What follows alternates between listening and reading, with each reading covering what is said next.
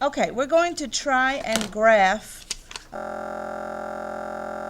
We're going to do y equals x to the 5th minus 4x to the 3rd plus 2x. All right, before we go to graph this, we know a bunch of things just by looking at it. You can tell me what the end behavior is. Are they both up or are they up and are they both up together, or is it 1 and 1? 1 and 1, right? Because your degree is odd. And then your leading coefficient is positive. So which way does it go? Is it going to be this combination, or is it the other way? This one. Yeah, it's this. Okay?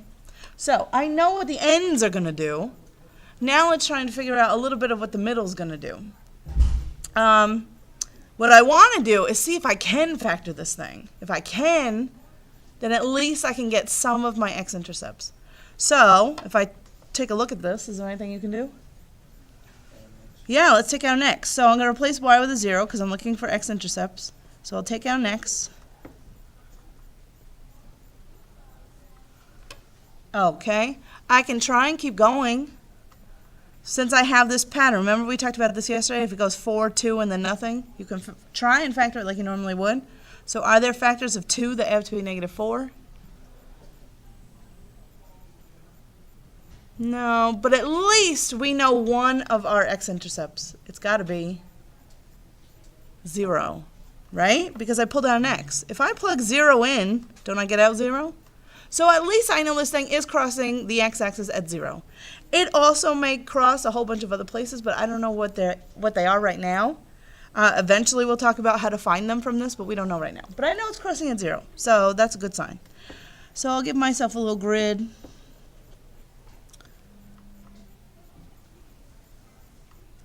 So here's what I know. I know it's crossing at 0. Okay, so now I'm just going to plug in a couple of extra points. I know what the ends are going to do.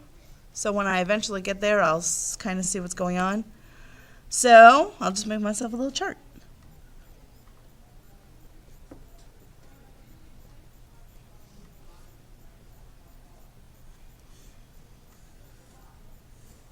All right, I already know 0. Let's plug in 1. That would be 1 minus 4 plus 2. What's that?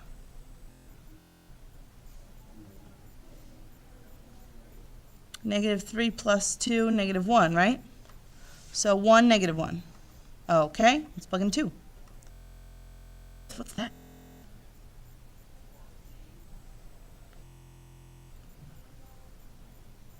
Two to the 5th. Anybody know it? It's going to be one that you're going to want to know. 32. 32, and that'd be 8 times a negative 4. Minus 32 plus 2 times 2 is 4, so I just get a 4, right? So 2 comma 4. Okay, so look what we already know. There's another one of my x-intercepts, somewhere in between 1 and 2. Okay, so now remember my end behavior. This may continue to go up forever, but it may not. It may come back down. I won't know until I plug in 3. So let's try 3. Now we're getting a little high. That's okay. Mr. Calculator can help. So that's 243. And then, oops. That's going to be a minus 108 plus 6. So let's see what that comes out to be. 141. Okay, so now it's very clear that I have figured out this. Look at where it goes from 2, 4 to 3, 141. So that's done, right? That's not coming back down. Now I just got to figure out, let's do some negatives and see what's happening on this other side. All right, so let's try negative 1. So be a negative 1 plus 4 minus 2. All right. Yep. Positive 1. So negative 1, positive 1. Okay. Let's try negative 2. So that's now going to be a negative 32 plus 32 minus 4. -4. So -2, -4. So again, if I kind of trace this, there's what's going on so far. Let's try -3. So that would be a -243. That would be a +108 and a -6. So, well, whatever it is, it's super negative, isn't it? Yeah, so that's just going down. I thought there was more, I think, were there more wiggles on the... Do you remember the answer key? Wiggles, because this is normally what an x to the third is like, right? Because it's hitting 1, 2, 3 times.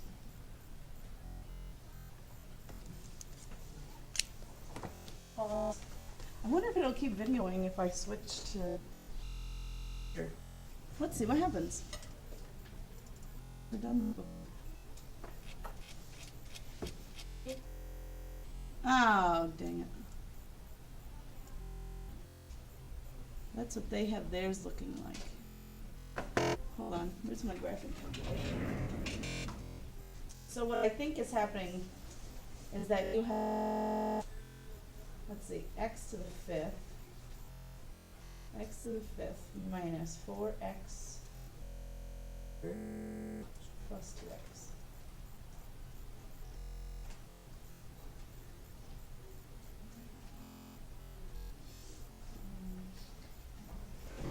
All right. Oh.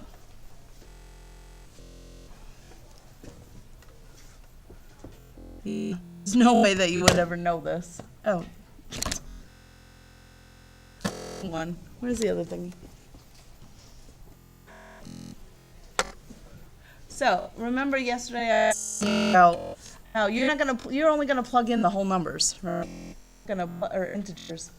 At these little fractions, see how it dip like -1/2 and +1/2? How would you know that? I'm not. You would not, right? If you plugged in every fraction, you can infinite number of fractions between two numbers. So if I get a test and turn this in, I'm happy. But it actually looked at that. Oh, it came back to video. I wonder if it'll continue on the same stream. So does that make sense? How? Do you see what I'm talking about? -1/2 there. There's a little dip and it positive. I'm guessing it's a -1/2. There's some fluctuation in there, in between numbers. Whatever. Does that make sense? Yeah? Okay. All right.